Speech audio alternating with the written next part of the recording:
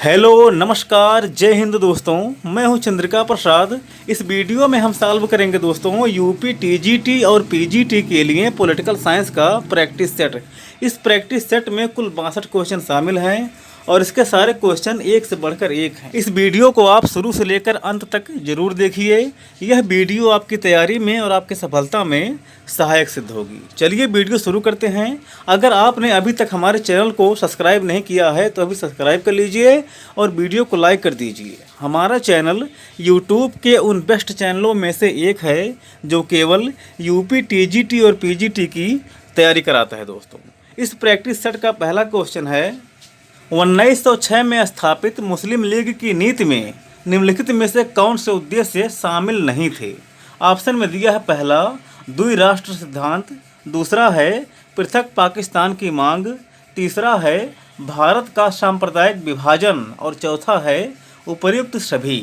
आपके हिसाब से इसका सही उत्तर क्या होना चाहिए? देखिए, 30 दिसंबर 1906 को ढाका में एक बैठक आयोजित की गई थी जिसमें अखिल भारतीय मुस्लिम लीग नामक एक राजनीतिक संगठन को स्थापित करने का निर्णय लिया गया था। 1906 में मुस्लिम लीग की जब स्थापना हुई थी तो उसके केवल 3 ही मुख्य उद्देश्य थे। कौन कौन थे? पहला था राष्ट्रीय कांग्रेस के बढ़ते हुए प्रभाव को खंडित करना, दूसरा था ब्रिटिश सरकार के प्रति मुसलमानों की निष्ठा बढ़ाना और तीसरा था मुसलमानों के राजनीतिक अधिकारों की रक्षा करना और उसका विस्तार करना। इनमें से दोस्तों द्विराष्ट्र सिद्धांत, पृथक पाकिस्तान की मांग और भारत का सांप्रदायिक विभाजन, ये सब उसके उद्देश्य बाद में बने थे, ना कि शुरू में। तो ऑप्शन नंबर डी इसका सही होगा, उपर्युक्त सभी।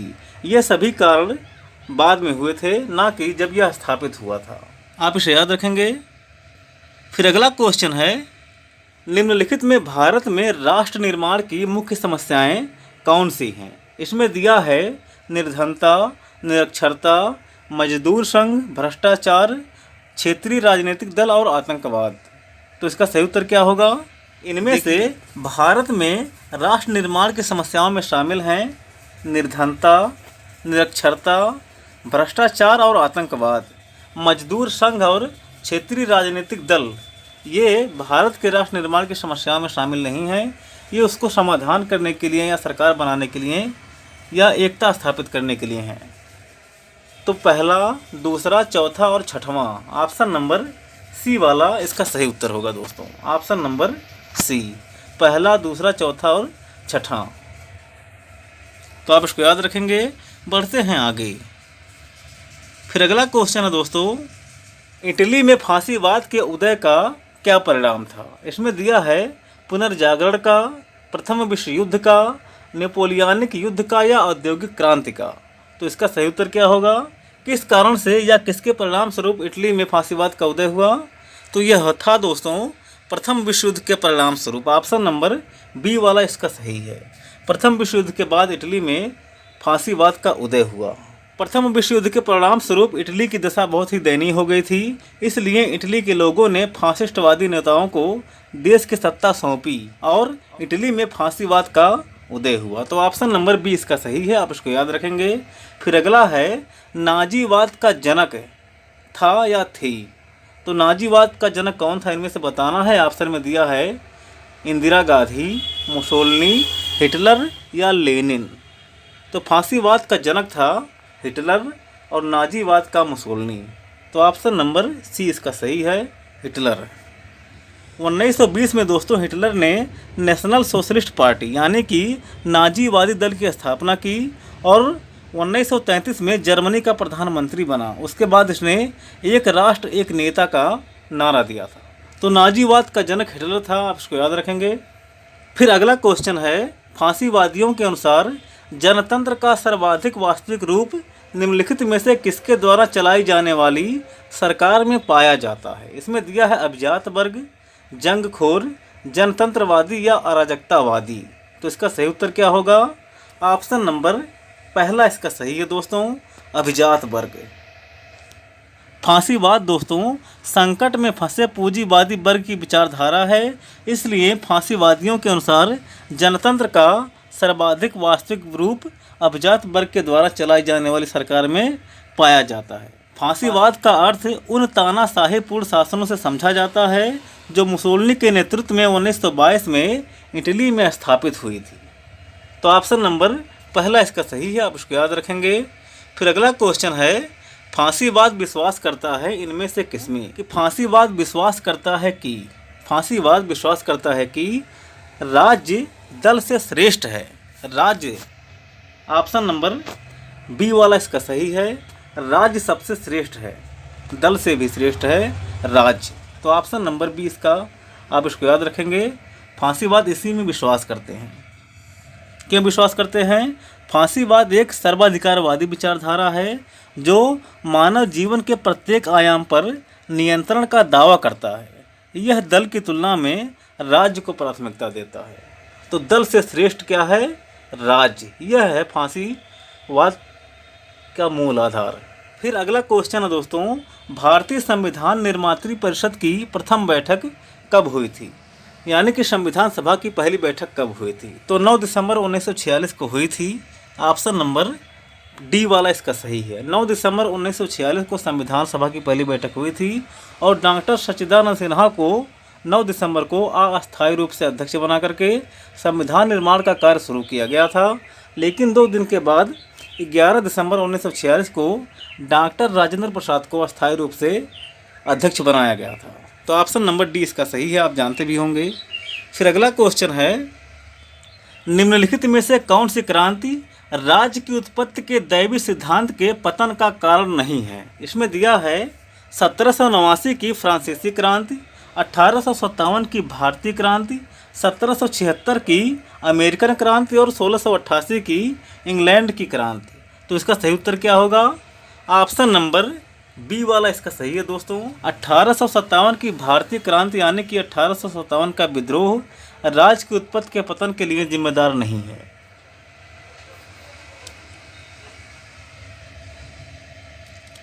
फिर अगला क्वेश्चन है, निम्न सिद्धांतों में किसके अनुसार राज्य की स्थापना जनता की इच्छा से हुई है? इसमें दिया है शक्ति सिद्धांत से, दैवी सिद्धांत से, सामाजिक समझौते के सिद्धांत से या उपरोक्त में से कोई नहीं। तो इसका सही उत्तर क्या है? इसका सही उत्तर है दोस्तों ऑप्शन नंबर सी, सामाजिक समझौते के सिद्धांत से। 17वीं 18वीं शताब्दी तक राजनीतिक विचारधारा में दोस्तों सामाजिक समझौता का सिद्धांत अत्यधिक महत्वपूर्ण था। इस सिद्धांत के अनुसार राज्य दैवी न होकर मानवीय संस्था है जिसका निर्माण प्राकृतिक अवस्था में रहने वाले व्यक्तियों ने मिलकर के अपने हित साधन के लिए किया है। तो ऑप्शन नंबर सी वाला इसका सही है। फिर अगला है, प्राकृतिक अधिकारों के सिद्धांत की पुष्टि की गई है इनमें से किसके द्वारा? ऑप्शन में दिया है पहला, सभी उदारवादियों के द्वारा, दूसरा है केवल कुछ उदारवादियों के द्वारा, तीसरा है केवल जॉन लॉक के द्वारा और चौथा है केवल जॉन स्टुअर्ट मिल के द्वारा। तो इसका सही उत्तर क्या होगा? इसका सही उत्तर है दोस्तों ऑप्शन नंबर बी, केवल कुछ उदारवादियों के द्वारा। सभी उदारवादियों के द्वारा प्राकृतिक अधिकारों के सिद्धांत की पुष्टि नहीं करी गई है। जेरेमी बेंथम भी उदारवादी विचारक है लेकिन इसने प्राकृतिक अधिकारों के सिद्धांत का खंडन किया है, जबकि लॉक, स्टुअर्ट मिल और विद्वानों ने इसका समर्थन किया है। जीवन, स्वतंत्रता और संपत्ति व्यक्ति का प्राकृतिक अधिकार है, ऐसा मानना है जॉन लॉक का।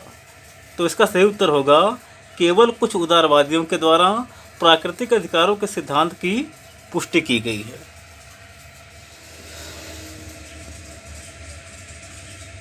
फिर अगला क्वेश्चन है दोस्तों, निम्नलिखित में से राज्य के सावयवी सिद्धांत का प्रथम प्रतिपादन किसने किया था? इसमें दिया है प्लेटो, हाब्स, मैकियावेली और मार्क्स। तो इसका सही उत्तर क्या होगा? राज्य के सावयवी सिद्धांत का प्रथम प्रतिपादन किसने किया था? प्लेटो ने किया था दोस्तों। ऑप्शन नंबर पहला इसका सही है। सावयवी सिद्धांत के अंतर्गत दोस्तों मनुष्य के शरीर के अंगों की तुलना राज्य के अंगों से की जाती है। तो हाब्स ने इंद्रिय, तृष्णा, शौर्य और बुद्धि मानवीय अंगों की तरह राज्य के लिए शासक वर्ग, सैनिक वर्ग और उत्पादक वर्ग का प्रतिपादन किया है। तो आप इसको याद रखेंगे। फिर अगला क्वेश्चन है, आनुपातिक प्रतिनिधित्व की व्यवस्था का प्रस्ताव ब्रिटिश संसद में सर्वप्रथम किसने प्रस्तुत किया था? ऑप्शन में दिया है बेंथम, चार्चिल, टॉमस हेयर और एटली। तो इसका सही उत्तर क्या होगा? इसका सही उत्तर होगा दोस्तों टॉमस हेयर। हेयर ने आनुपातिक प्रतिनिधित्व प्रणाली की शुरुआत की थी। ऑप्शन नंबर सी वाला इसका सही है। फिर अगला है, निम्नलिखित में से कौन स्त्री मताधिकार का प्रबल समर्थक था? निम्नलिखित में से कौन स्त्री मताधिकार का प्रबल समर्थक था? इसमें दिया है हेनरी मैन, सिजविक, मैकाले और लेकी। तो इसका सही उत्तर क्या होगा? ऑप्शन नंबर बी वाला इसका सही है दोस्तों, सिजविक। सिजविक जो है वह स्त्री मताधिकार का प्रबल समर्थक था। इनमें से John Stuart Mill, सिजविक, जर्मी Bentham, Thomas hair आदि कुछ ऐसे विद्वान हैं जिन्होंने स्त्री मताधिकार का समर्थन किया है। फिर अगला क्वेश्चन है दोस्तों, दिए गए विकल्पों में से मार्क्स के अनुसार इतिहास उपज है किसकी? इनमें से बताना है। ऑप्शन में दिया है पहला भौतिक शक्तियों का, दूसरा है धार्मिक शक्तियों का, तीसरा है राजनीतिक शक्तियों का और चौथा है भौतिक, धार्मिक एवं राजनीतिक शक्तियों के सम्मिश्रण का। तो इसका सही उत्तर क्या होना चाहिए? इसका सही उत्तर है दोस्तों ऑप्शन नंबर पहला, भौतिक शक्तियों का। कार्ल मार्क्स का मानना है दोस्तों कि आदिम काल से ही समाज के मुख्य वर्गों यानी कि शोषक और शोषित के बीच युद्ध होता चला आया है, जिसका केंद्र बिंदु भौतिक शक्तियां हैं, धन है, संपत्ति। इन्हीं भौतिक शक्तियों के टकराव की वजह से इतिहास की उत्पत्ति और विकास होती है। तो ऑप्शन नंबर पहला इसका सही है, आप इसको याद रखेंगे। फिर अगला क्वेश्चन है, रूसो ने एकेडमी ऑफ डिजाइन द्वारा 1749 में प्रायोजित निबंध प्रतियोगिता में निम्नलिखित में से किस विषय पर पुरस्कार प्राप्त किया था? ऑप्शन में दिया है पहला, क्या विज्ञान और कला की प्रगति ने आचरण को भ्रष्ट या शुद्ध करने में योगदान दिया है? यही इसका सही उत्तर है दोस्तों, यही सब्जेक्ट था। जब 1749 को एकेडमी ऑफ डिजाइन ने एक निबंध प्रतियोगिता का आयोजन किया था और रूसो ने इसमें भाग लिया था, उसका सब्जेक्ट यही था। रूसो दोस्तों एक प्रकृतिवादी था। कला और विज्ञान की प्रगति की वजह से लोगों में जो अहम भावना आई धन के लिए या संपत्ति के लिए, या उसने जीवन में जो महसूस किया था, उन सबको उसने निबंध में अपने लिखा और रातों रात वह एक महान व्यक्ति के रूप में उभर गया।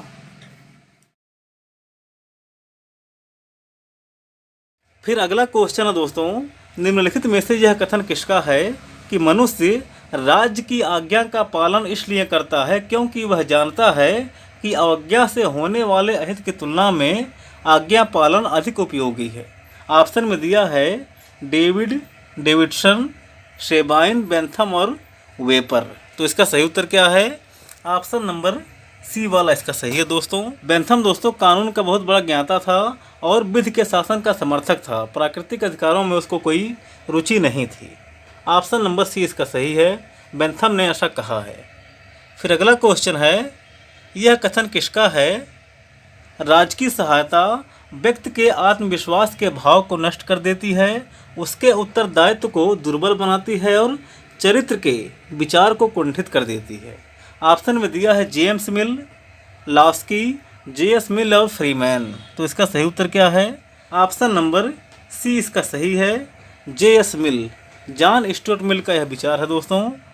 जॉन स्टुअर्ट मिल दोस्तों स्वतंत्रता का समर्थक था और लोक कल्याणकारी राज्य का विरोध कर रहा है इसके माध्यम से। तो ऑप्शन नंबर सी इसका सही है। उसने ऐसा कहा है कि राजकीय सहायता जो प्राप्त होता है व्यक्तियों को, उससे उनके आत्मविश्वास का भाव नष्ट हो जाता है, वे जो है आश्रित हो जाते हैं। फिर अगला क्वेश्चन है दोस्तों, नीचे दो कथन दिए गए हैं जिसमें से एक को अभिकथन ए और दूसरे को तर्क आर कहा गया है। फिर आगे लिखा है कि नीचे दिए गए कोड का प्रयोग करते हुए सही उत्तर चुनिए। अभिकथन ए है, रूसो के मतानुसार एक चिंतनशील मनुष्य दुराचारी पशु है और कारण आर है, समान भावनाएं जीवन को अर्थ देती हैं। तो इनमें से कौन सही होगा? ऑप्शन नंबर पहला ही इसका सही है दोस्तों। ए और आर दोनों सही हैं और आर ए की सही व्याख्या भी है। रूसो ने कहा है कि एक चिंतनशील व्यक्ति पतित पशु है, तो यह सही है। और आगे लिखा है क्योंकि मनुष्य की एक समान भावनाएं जीवन को मूल्य प्रदान करती हैं। एक समान भावनाएं या समान भावनाएं जीवन को अर्थ देती हैं, यह भी उसी से संबंधित है, रूसो का ही कथन है। तो यह व्याख्या भी कर रहे हैं, आप इसे याद रखेंगे। फिर अगला है, राजा के लिए उत्तरदायित्व के सिद्धांत का जिक्र करते हुए निम्नलिखित में से किसने कहा है कि अपनी प्रजा की खुशी में उसकी खुशी है, प्रजा के कल्याण में उसका कल्याण है। ऑप्शन में दिया है मैकियावेली, मनु, कौटिल्य या चंद्रगुप्त। तो इसका सही उत्तर क्या होगा? इसका सही उत्तर क्या है? कौटिल्य है। Option number C, Kautilya. प्रजा के सुख में राजा का सुख, प्रजा के कल्याण में राजा का कल्याण और प्रजा के दुख में राजा का दुख, यह कथन है कौटिल्य का। फिर अगला क्वेश्चन है, निम्नलिखित में से एक संतुष्ट सुअर से एक असंतुष्ट सुकरात का जीवन श्रेयकर है, यह कथन किसका है? ऑप्शन में दिया है पहला, अधिकतम हित के उपयोगितावादी दर्शन से, दूसरा है जे.एस. मिल के व्यक्तिवाद से, तीसरा है बेंथम के सुखवाद से, या चौथा है अधिकतम लोगों के गणतंत्रवादी संख्या से। एक संतुष्ट सुअर से एक असंतुष्ट सुकरात का जीवन श्रेयकर है, यह कथन किसका है? मिल का है। मिल ने अपने विचार को प्रकट करते हुए कहा था और बेंथम के विचारों को पलटते हुए कहा था कि एक संतुष्ट सुअर की अपेक्षा एक असंतुष्ट सुकरात होना ज़्यादा श्रेयकर है। तो जे.एस. मिल के व्यक्तिवाद से संबंधित है यह कथन। फिर अगला क्वेश्चन है दोस्तों, निम्नलिखित में से कौन सा कथन हाब्स से नहीं जोड़ा जा सकता है? इसमें पहला है, व्यक्ति प्रकृति से स्वार्थी होता है, अन्यथा हो ही नहीं सकता है। यानी कि व्यक्ति जब भी होगा तो स्वार्थी ही होगा। तो पहला सही है। दूसरा है, प्राकृतिक अवस्था में शिक्षा व्यक्ति को समाज के लिए उपयुक्त बनाती है। तो यह हाब्स से संबंधित नहीं है।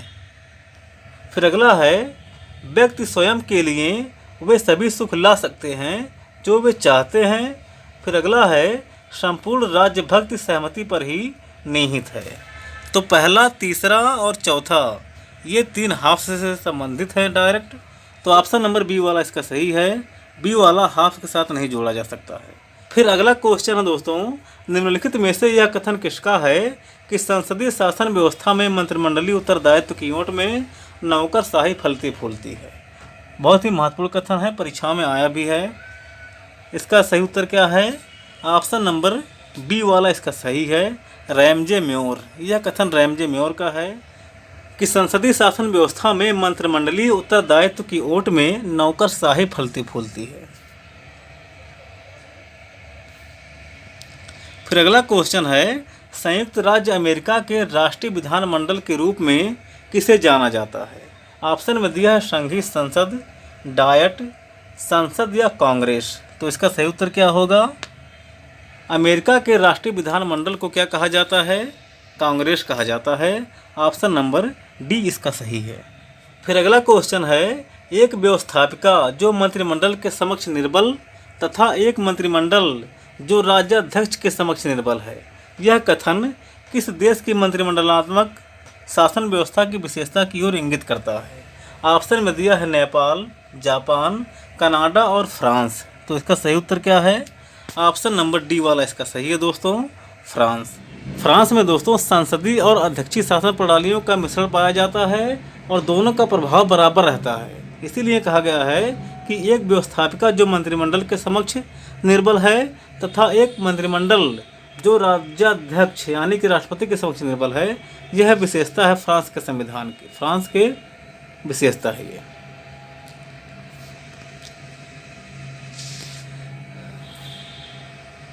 फिर अगला क्वेश्चन है, सभी मनुष्यों को कुछ समय के लिए और कुछ मनुष्यों को सदैव के लिए मूर्ख बनाया जा सकता है, लेकिन सभी मनुष्यों को सदैव के लिए मूर्ख नहीं बनाया जा सकता है। यह कथन किसने कहा था? ऑप्शन में दिया है ब्राइस, अब्राहम लिंकन, प्लेटो और हाब्स। तो इसका सही उत्तर क्या है? ऑप्शन नंबर बी वाला इसका सही है दोस्तों, यह कथन है अब्राहम लिंकन का। फिर अगला है, गांधी जी द्वारा लिखी गई हिंद स्वराज की कथा को आख्यान की श्रेणी में निम्नलिखित में से कौन से रूप में वर्गीकृत किया जा सकता है? ऑप्शन में दिया है पहला, राजनीतिक निबंध, राजनीतिक व्याख्यान, संवाद और संवाद विशेषण। तो इसका सही उत्तर क्या है? इसका सही उत्तर है दोस्तों संवाद। ऑप्शन नंबर सी वाला इसका सही है। देखिए, महात्मा गांधी द्वारा लिखित हिंद स्वराज की कथा को आख्यान की श्रेणी में संवाद के रूप में वर्गीकृत किया जा सकता है। इसकी रचना महात्मा गांधी ने कब की थी? 1909 में की थी। यह किस भाषा में है? यह गुजराती भाषा में है। फिर अगला है, हिंद स्वराज निम्नलिखित का समर्थन यानी कि पक्ष पोषण करता है। किसका करता है? इनमें से बताना है। पहला है मैजिनी का इटली, दूसरा है डिजरायली का इंग्लैंड, तीसरा है लिंकन का यूएसए और चौथा है बिस्मार्क का जर्मनी। तो इसका क्या सही होगा? ऑप्शन नंबर डी वाला इसका सही है दोस्तों, बिस्मार्क का जर्मनी। हिंद स्वराज दोस्तों बिस्मार्क के जर्मनी के एकीकरण का समर्थन करता है। हिंद स्वराज की रचना महात्मा गांधी के द्वारा गुजराती भाषा में 1909 में लिखी गई थी। इनकी आत्मकथा का नाम है सत्य के साथ मेरे प्रयोग। फिर अगला क्वेश्चन है, मनुस्मृति में राज्य का स्वरूप क्या है? ऑप्शन में दिया है स्वायवी, आर्थिक, कानूनी या राजनीतिक। तो इसका सही उत्तर क्या होगा? ऑप्शन नंबर पहला इसका सही है दोस्तों, स्वायवी। मनुस्मृति में राज्य का स्वरूप स्वायवी माना गया है। कैसे माना गया है? मनु ने राज्य के 7 अंगों स्वामी, आमात्य, पूरे राष्ट्र, कोष, दंड और मित्र, इनकी तुलना मनुष्य के अंगों से की है। फिर अगला क्वेश्चन है, निम्नलिखित में से लाक ने किसका समर्थन किया है? ऑप्शन में दिया है शानदार क्रांति का, शासन की निरंकुशता का, निरंकुश संप्रभुता का या व्यक्ति का। तो इसका सही उत्तर क्या होगा? शानदार क्रांति का। ऑप्शन नंबर पहला इसका सही है। इंग्लैंड में 1688 की जो रक्तहीन क्रांति यानी कि गौरवपूर्ण क्रांति हुई थी, जॉन लॉक ने उसका समर्थन किया है। उसी को शानदार क्रांति कहा जाता है। फिर अगला क्वेश्चन है, मार्क्सवादियों का अंतिम उद्देश्य क्या था? क्या था? राज्यहीन समाज की स्थापना करना। राज्यविहीन समाज की स्थापना करना मार्क्सवादियों का अंतिम उद्देश्य था। तो ऑप्शन नंबर डी वाला इसका सही है, राज्यविहीन समाज की स्थापना करना मार्क्सवादियों का उद्देश्य। फिर अगला है, राज्य की उत्पत्ति का सामाजिक समझौते का सिद्धांत क्या प्रतिपादित करता है? इसमें दिया है पहला, राज्य बनने से पहले मनुष्य प्राकृतिक अवस्था में रहा करता था। दूसरा है, राज्य शक्ति का परिणाम है। तीसरा है, राजा ईश्वर का प्रतिनिधि है। और चौथा है, राज्य विकास की स्वाभाविक प्रक्रिया का परिणाम है। तो सामाजिक समझौते के अनुसार क्या सही है? पहला इसका सही है दोस्तों। राज्य की उत्पत्ति के सामाजिक समझौते के सिद्धांत के अनुसार राज्य बनने से पहले मनुष्य प्राकृतिक अवस्था में रहा करते थे और वहाँ पर उन्होंने कुछ समस्याएं देखी और आपस में मिलजुल करके राज्य की स्थापना, सरकार की स्थापना की थी। फिर अगला क्वेश्चन है दोस्तों, चर्च की सरकार इसके सदस्यों की सहमति पर आधारित है। इस विचार की पुष्टि किसके द्वारा की गई है? मध्यकालीन यूरोप के इतिहास का क्वेश्चन है यह। ऑप्शन में दिया है पुनर्जागरण, परिषदीय आंदोलन, ज्ञानोद्दीप काल या पांडित्यवाद। तो इसका सही उत्तर क्या है? ऑप्शन नंबर बी वाला इसका सही है दोस्तों, परिषदीय आंदोलन है। मध्य युग में दोस्तों सबसे उत्तम सत्ता का केंद्र चर्च होता था। राज्य की सभा भी उसके अधीन और उसके नियंत्रण में होती थी। चर्च की सरकार इसके सदस्यों के सहमति पर आधारित थी। इस विचार की पुष्टि परिषदीय आंदोलन के द्वारा किया गया है। परिषदीय आंदोलन हुआ था। जब आप मध्यकालीन यूरोप का इतिहास पढ़ेंगे तो यह वहाँ मिलेगा।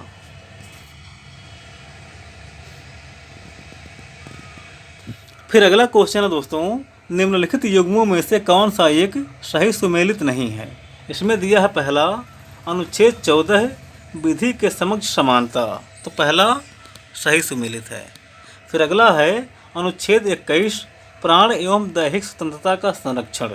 तो यह भी सही सुमेलित है। फिर अगला है अनुच्छेद 25 धार्मिक कार्यों के प्रबंध की स्वतंत्रता। प्रबंध की नहीं है। अनुच्छेद 25 में क्या है? अनुच्छेद 25 दोस्तों धार्मिक कार्यों के प्रबंधन की स्वतंत्रता से संबंधित नहीं है।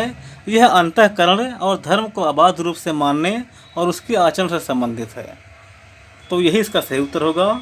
यह सही सुमेलित नहीं है। और अनुच्छेद 23 आप जानते ही हैं, मानव के दुर्व्यापार और बलात्श्रम का प्रतिरोध करता है, प्रतिषेध यानी कि मना करता है। फिर अगला है मौलिक कर्तव्य का विचार कहाँ से प्राप्त किया गया है? तो मौलिक कर्तव्य बाद में जोड़ा गया था, आप जानते ही हैं। स्वर्ण सिंह समिति के माध्यम से सोवियत समाजवादी गणराज्य के संविधान से इसको ग्रहण किया गया है। ऑप्शन नंबर सी वाला इसका सही है।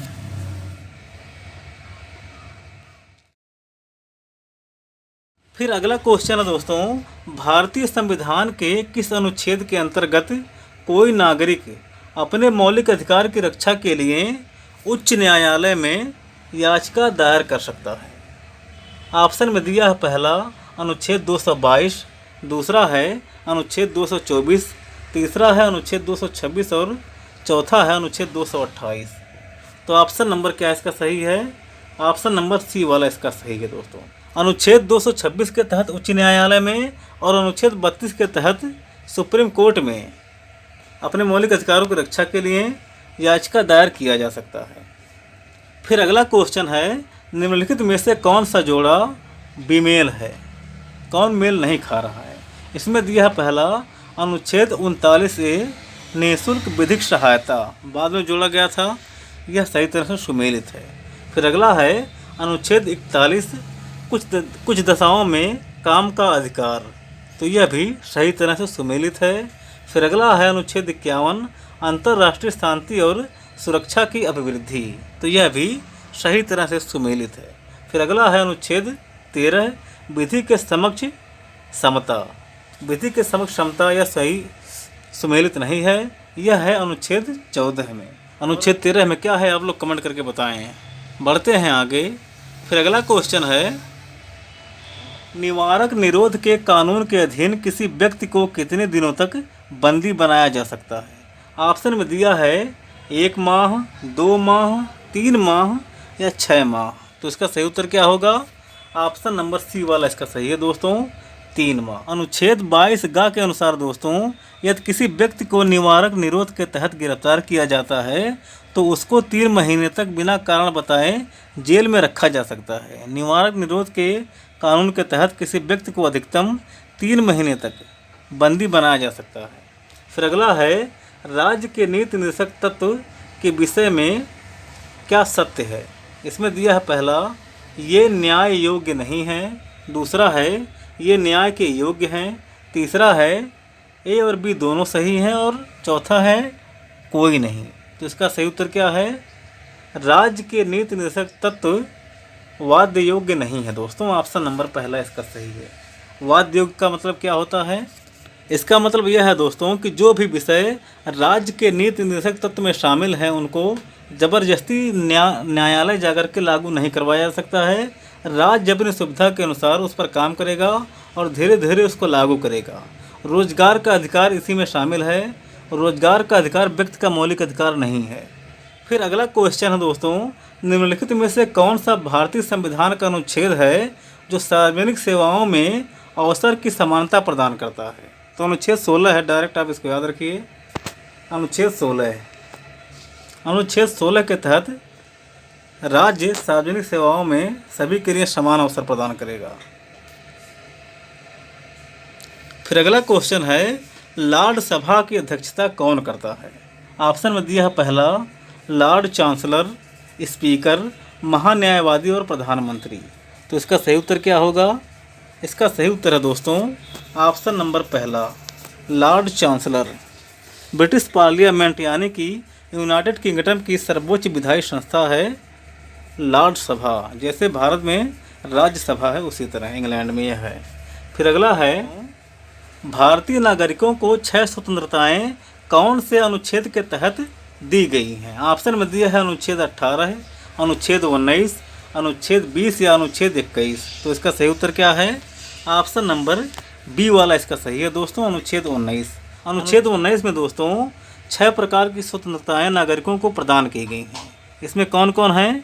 इसमें पहला है दोस्तों, पहला यानी कि 19A, पहला है वाक्य और अभिव्यक्ति की स्वतंत्रता, दूसरा है शांतिपूर्ण सम्मेलन की स्वतंत्रता, तीसरा है संघ बनाने की स्वतंत्रता, चौथा है भारत के राज्य में अबाध रूप से संचरण यानी कि घूमने की स्वतंत्रता, और पांचवा है भारत के राज्य क्षेत्र में किसी भी भाग में बसने की, जाकर रहने की स्वतंत्रता, और छठवां है कोई भी वृत्ति उपजीविका या व्यापार या कारोबार करने की स्वतंत्रता। तो आप इसको जानते भी होंगे। फिर अगला है संविधान की प्रारूप समिति का अध्यक्ष कौन था। तो प्रारूप समिति यानी कि ड्राफ्टिंग कमेटी के अध्यक्ष थे BR अम्बेडकर, आप जानते भी होंगे। फिर अगला है भारतीय संविधान का कौन सा भाग नागरिकता से संबंधित है। तो दूसरा भाग है, आप जानते ही हैं। तीसरे में मौलिक अधिकार है और चौथे में मौलिक कर्तव्य है, पाँचवें में संघ से संबंधित है, जिसमें राष्ट्रपति, पाँचवें में राष्ट्रपति, उपराष्ट्रपति, लोकसभा, राज्यसभा और संसद के बारे में है। दूसरे भाग में नागरिकता है और पहले भाग में संघ और उसका राज्य क्षेत्र है।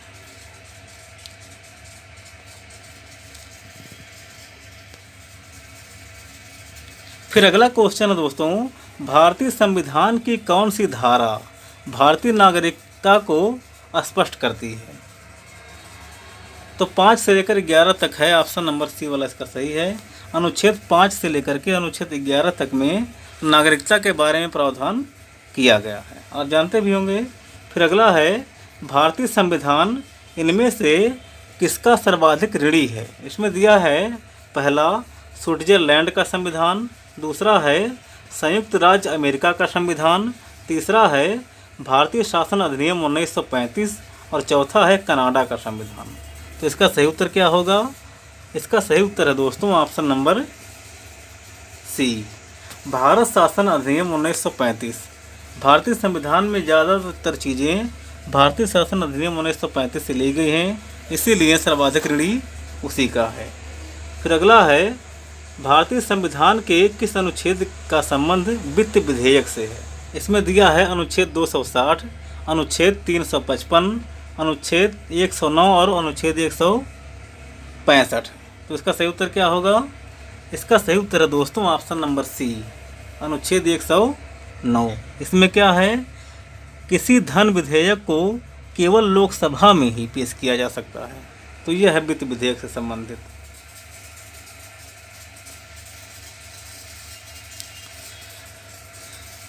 फिर अगला क्वेश्चन है दोस्तों, सूची 1 का मिलान सूची 2 से कराना है। इसमें सूची 1 में दिया है संविधान की अनुसूची और सूची 2 में दिया गया है विषय। इसमें पहला है चौथी अनुसूची। तो संविधान की चौथी अनुसूची में क्या है, राज्यसभा के लिए सीटों का आवंटन, किस राज्य में कितनी सीटें होनी चाहिए राज्यसभा के लिए, यह चौथी अनुसूची में है। फिर अगला है छठी अनुसूची।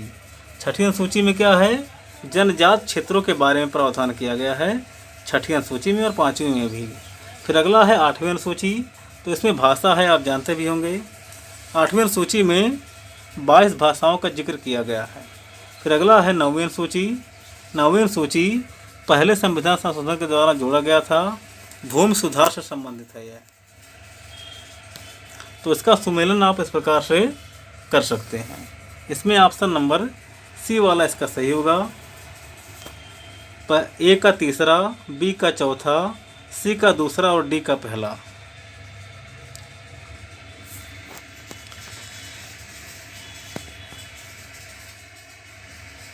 फिर अगला क्वेश्चन है दोस्तों, संविधान सभा का गठन प्रस्तावित किया गया था किसके द्वारा।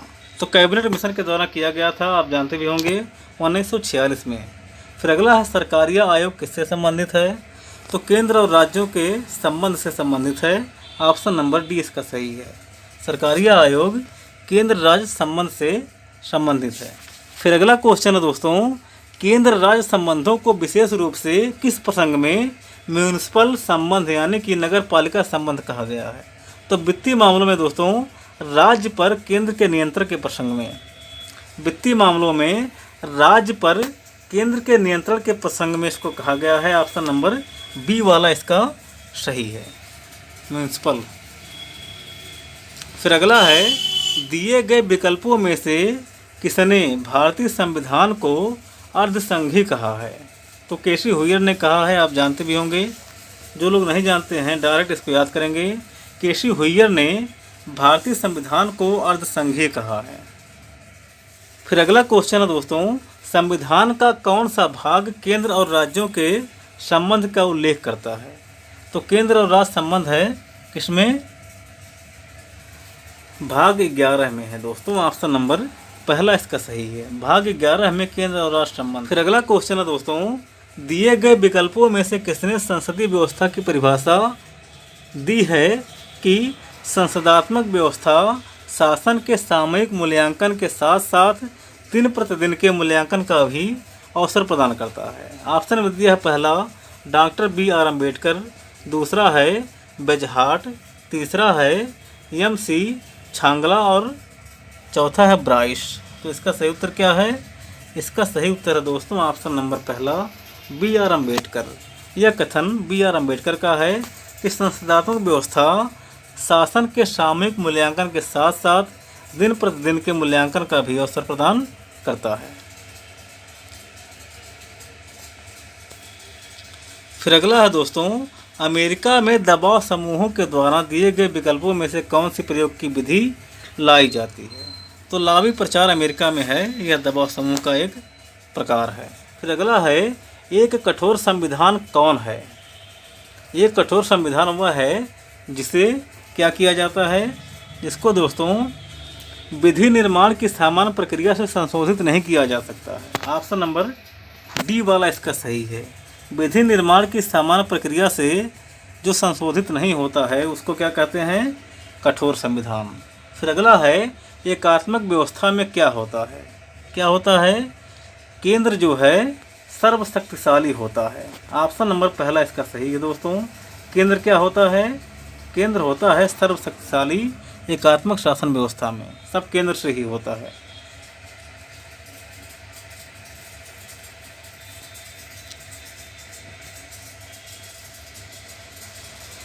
फिर अगला क्वेश्चन है दोस्तों, निम्नलिखित में से कौन एक निष्कर्ष ऑस्टिन के एकलवादी संप्रभुता के सिद्धांत से नहीं निकाला गया है? इसका कौन सा सही है देखकर बताइए। ऑप्शन नंबर सी इसका सही है। समुदाय सुसंबद्ध है। इससे जो है जब आप एकलवादी संप्रभुता का निष्कर्ष निकालेंगे तो ये चीज़ आप उसमें नहीं पाएंगे। जॉन ऑस्टिन ने दोस्तों संप्रभुता के विधिक सिद्धांत का प्रतिपादन किया था। ऑस्टिन के अनुसार संप्रभुता का आदेश ही कानून है तथा उसका जो है विभाजन नहीं हो सकता है और ना ही उसका ट्रांसफ़र हो सकता है। सभी समुदाय संप्रभुता के अधीन होते हैं। फिर अगला है, बहुलवाद के समर्थक यह मांग करते हैं कि संप्रभुता का विभाजन होना चाहिए। क्यों होना चाहिए इनमें से बताना है। ऑप्शन में दिया है पहला, यह समझौते का परिणाम है, दूसरा है यह सख्त की उपज है, तीसरा है यह दैवी सृष्टि है और चौथा है यह विश्व शांति में सहायक होगी। तो इसका सही उत्तर क्या होगा? बहुलवाद के समर्थक संप्रभुता सिद्धांत का विभाजन क्यों चाहते हैं? क्योंकि यह सख्त की उपज है। ऑप्शन नंबर बी वाला इसका सही है। यह सख्त की उपज है संप्रभुता, इसीलिए बहुलवाद उसके विभाजन की बात करते हैं। फिर अगला है, जो विचारक राज्य को संघों का संघ मानते हैं उन्हें क्या कहा जाता है? ऑप्शन में दिया है समाजवादी, संघवादी, अराजकतावादी या बहुलवादी। तो इसका सही उत्तर क्या होगा? ऑप्शन नंबर डी इसका सही है, बहुलवादी। बहुलवादी विचारक राज्य को संघों का संघ मानते हैं। फिर अगला क्वेश्चन है, किस समिति द्वारा भारत के संविधान में मौलिक कर्तव्य को सम्मिलित करने की संस्तुति की गई थी? तो स्वर्ण सिंह समिति था, आप जानते ही हैं। ऑप्शन नंबर सी वाला इसका सही है। भारत के संविधान में दोस्तों 10 मूल कर्तव्य स्वर्ण सिंह समिति की सिफारिश पर 42वें संविधान संशोधन 1976 में जोड़ा गया था। अनुच्छेद 51 का के अंतर्गत 10 मूल कर्तव्यों को शामिल किया गया था, लेकिन 2002 में 86वें संविधान संशोधन के द्वारा एक और मूल कर्तव्य जोड़ा गया था। अब इनकी संख्या हो गई है 11। फिर अगला है, समान कार्य के लिए समान वेतन। समान कार्य के लिए समान वेतन क्या है? यह है दोस्तों आर्थिक अधिकार के लिए राजनीतिक मांग। ऑप्शन नंबर बी वाला इसका सही है। फिर अगला क्वेश्चन है दोस्तों, अंतिम क्वेश्चन, निम्नलिखित में से कौन सा विकल्प सही सुमेलित है? इसमें दिया है पहला, भारतीय जनता पार्टी सन 1981। क्या यह सुमेलित है? यह सुमेलित नहीं है दोस्तों। जनता पार्टी की स्थापना कब हुई थी आप लोग कमेंट में बताएंगे। फिर दूसरा है, ऑल इंडियन तृणमूल कांग्रेस 1998 में। यह सही तरह से सुमेलित है। 1 जनवरी 1998 में दोस्तों ऑल इंडियन तृणमूल कांग्रेस की स्थापना पश्चिम बंगाल के मुख्यमंत्री ममता बनर्जी ने किया था। इसी क्वेश्चन के साथ दोस्तों हमारी यह वीडियो यहीं पर समाप्त होती है। अगली वीडियो में हम और अच्छा करने का प्रयास करेंगे। मिलते हैं अगली वीडियो में, तब तक के लिए जय हिंद।